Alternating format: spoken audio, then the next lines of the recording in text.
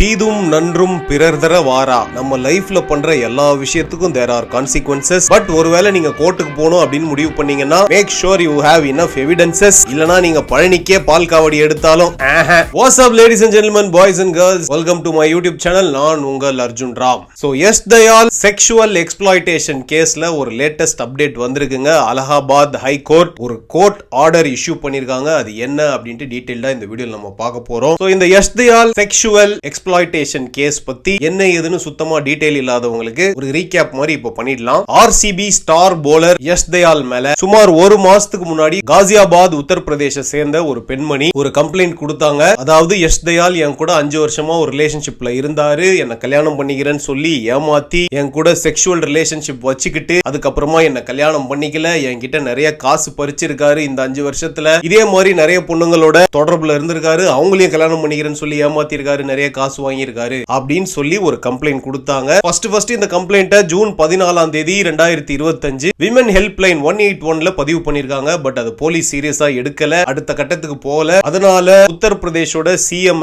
அவரோட ஆபீசர் டைரக்டா ரீச் பண்ணி இந்த இஷ்யூவை எஸ்கலேட் பண்ணாங்க. இன்டகிரேட்டட் கிரீவன்ஸ் ரீட்ரெசல் சிஸ்டம் அப்படின்னு சொல்லிட்டு சிஎம் கிட்ட டைரக்டா உங்களோட கம்ப்ளைண்ட்ஸை ரீச் பண்றதுக்கான ஒரு ஆன்லைன் சிஸ்டம், ஒரு ஆன்லைன் போர்ட்டல், அதுல அவங்களோட கம்ப்ளைண்ட்டை ரெஜிஸ்டர் பண்ணாங்க. அதுக்கப்புறமா சிஎம் இந்த மேட்டரை சீரியஸா எடுத்தாரு. காசியாபாத்ல இந்திராபுரம் போலீஸ் ஸ்டேஷன்ல சர்க்கிள் ஆபீசரை கூப்பிட்டு இந்த கேஸ் பத்தி தீவிரமா விசாரிங்க, எஸ் தயால் குற்றவாளியா இல்லையா அப்படின்ட்டு எனக்கு ஒரு டீடைல்டு ரிப்போர்ட் ஜூலை 21க்குள்ள எனக்கு வேணும் அப்படின்னு சொல்லிட்டு சிஎம் ஒரு ஆர்டர் போட்டாரு. அதுக்கப்புறமா போலீஸ் இதை சீரியஸா எடுத்து இன்வெஸ்டிகேட் பண்ண ஆரம்பிச்சாங்க. இந்த கம்ப்ளைண்ட் வச்சதுக்கு அப்புறம் எஸ் தயால் பாத்தீங்கன்னா அவர் தரப்புல இருந்து ரொம்ப நாள் சைலண்டாவே இருந்தாரு, எதுவுமே பதில் சொல்லல. கிட்டத்தட்ட இந்த கம்ப்ளைண்ட் கொடுத்து ஒரு 15 நாளுக்கு அப்புறம் S Dayal broke his silence. அவர் என்ன பண்ணார் அப்படின்னு பாத்தீங்கன்னா குல்தாபாத் பிரயாக்ராஜ் அப்படின்னு உத்தரப்பிரதேஷ்ல ஒரு ஊர்ல அங்க இருக்கக்கூடிய போலீஸ் ஸ்டேஷன்ல அந்த பொண்ணு மேல இவர் ஒரு கம்ப்ளைண்ட் கொடுத்தாரு. 3 பக்கத்துக்கு கம்ப்ளைண்ட் கொடுத்தாரு. ஏன்னா அந்த பொண்ணு கம்ப்ளைண்ட் பண்ணி சிஎம் ஆபீஸ்க்கு போய் சிஎம் இந்திராபுரம் சர்க்கிள் ஆபீசரை பிரஷர் பண்ணதுக்கு அப்புறமா எஸ் தயால் மேல எஃப்ஐஆர் பதிவு பண்ணிட்டாங்க. மேட்டர் ரொம்ப சீரியஸ் ஆயிடுச்சு. சோ அவர் பதில் சொல்ல வேண்டிய கட்டாயத்துல இருந்ததுனால எஸ் தயால் பதிலடிக்கு என்ன பண்ணாரு அப்படின்னு பாத்தீங்கன்னா அந்த பொண்ணு மேல ஒரு எஃப்ஐஆர் போடுங்க, நான் இப்ப கம்ப்ளைண்ட் கொடுக்குறேன் அப்படின்னு சொல்லிட்டு 3 பக்கத்துக்கு ஒரு கம்ப்ளைண்ட் கொடுத்தாருங்க.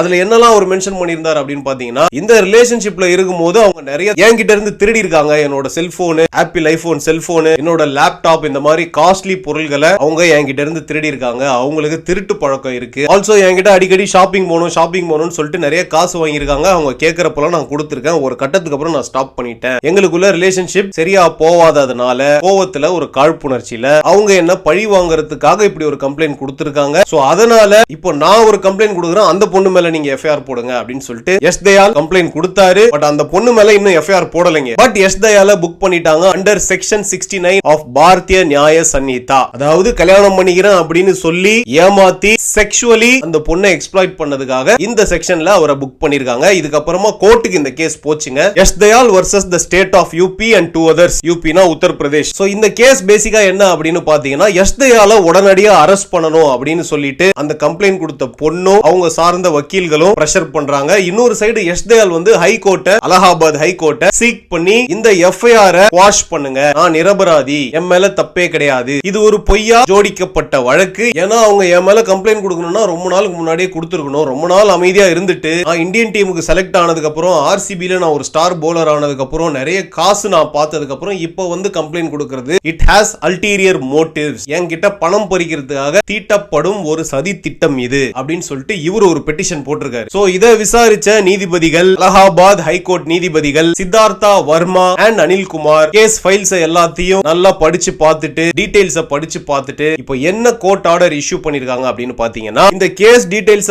பார்த்ததுல இவங்க 2 பேரும் 5 வருஷமா ரிலேஷன்ஷிப்ல இருந்தாங்க அப்படின்ற விஷயம் மட்டும் உறுதியா தெரியுது, நல்லா எஸ்டாப்ளிஷ் ஆயிருக்கு. பட் எஸ் தயால் கல்யாணம் பண்ணிக்கிற அப்படின்னு சொல்லி அந்த பொண்ணு கிட்ட செக்ஷுவல் கன்சென்ட் வாங்கினது இப்ப இருக்கக்கூடிய எவிடன்சஸ் வச்சு ப்ரூவ் பண்ண முடியல, அட்லீஸ்ட் நாட் yet. அதனால இந்த கேஸோட அடுத்த ஹியரிங் வரைக்கும் ஆர் போலீஸ் ஒரு proper report, detailed report about this case about S Dayal கொடுக்கிற வரைக்கும் எஸ் தயால அரெஸ்ட் பண்ண கூடாது அப்படின்னு சொல்லிட்டு ஹைகோர்ட் ஸ்டே ஆர்டர் கொடுத்திருக்காங்க. இது ஏன் அப்படின்னு பாத்தீங்கன்னா இப்போ ஒரு கம்ப்ளைண்ட் ஒருத்தங்க மேல நம்ம வைக்கிறோம் அப்படின்னா பர்டன் வந்து அக்யூஸ்ட் மேல கிடையாதுங்க. குற்றம் யார் சாட்டுறாங்களோ அவங்க மேலதான் ப்ரூஃப் பர்டன் வரும். நம்ம யாரு மேல வேணா என்ன குற்றம் வேணா சொல்லலாம், பட் அதை ப்ரூவ் பண்றதுக்கு இனஃப் எவிடன்சஸ் இல்லனா ஜட்ஜஸால தீர்ப்பு வழங்க முடியாது, அவர் அரெஸ்ட் பண்ணுங்கன்னு சொல்ல முடியாது. சோ இப்போ இவங்க என்ன சொல்றாங்க அப்படின்னு பாத்தீங்கன்னா என்ன கல்யாணம் பண்ணிக்கிற ஏமாத்திட்டு என்ன செக்ஷுவலி எக்ஸ்ப்ளாய்ட் பண்ணிட்டாருன்னு அவங்க சொல்றாங்க இல்லையா? அவங்க ப்ரூவ் பண்ண வேண்டிய விஷயம் என்ன அப்படின்னு பாத்தீங்கன்னா, ஆரம்பத்துல இருந்தே அவரு இவங்கள கல்யாணம் பண்ற மோட்டிவ்ல இல்ல, இவங்க கிட்ட செக்ஷுவலி ஒரு கன்சென்ட் வாங்கணும் அப்படின்ற ஒரு அல்டீரியர் மோட்டிவ்ல ஆரம்பத்துல இருந்தே இவங்கள அவரு ஏமாத்தி இருக்காரு அப்படின்றத ப்ரூவ் பண்ணணுங்க. ஏன்னா சில டைம் கப்புள்குள்ள மேரேஜ் டாக்ஸ் இருக்கும், கன்சென்சுவலா போகும், அப்புறம் திடீர்னு ஒரு சில காரணங்களால ரெண்டு சைடும் தப்பு இருக்கும், அந்த மேரேஜ் பிரேக் ஆயிடும். அப்படி இருந்தாலும் எஸ் தயாள் குற்றவாளி ஆக மாட்டாரு, அவர் பண்ணது தப்புன்னு ஆவாது. பட் அவர் கல்யாணம் பண்ற இன்டென்ஷன்லே இல்லாம நான் கல்யாணம் பண்ணிக்கிறேன், நீ என் கூட செக்ஸ் பண்ணு அப்படின்னு வற்புறுத்தி அதன் மூலமா கன்சென்ட் வாங்கி எஸ் தயாள் பண்ணியிருந்தாருன்னா அப்போ அது குற்றம் அப்படின்னு நிரூபிக்கப்படும், அவரை சட்டம் தண்டிக்கும். இப்போ ஆல்ரெடி இந்த பொண்ணு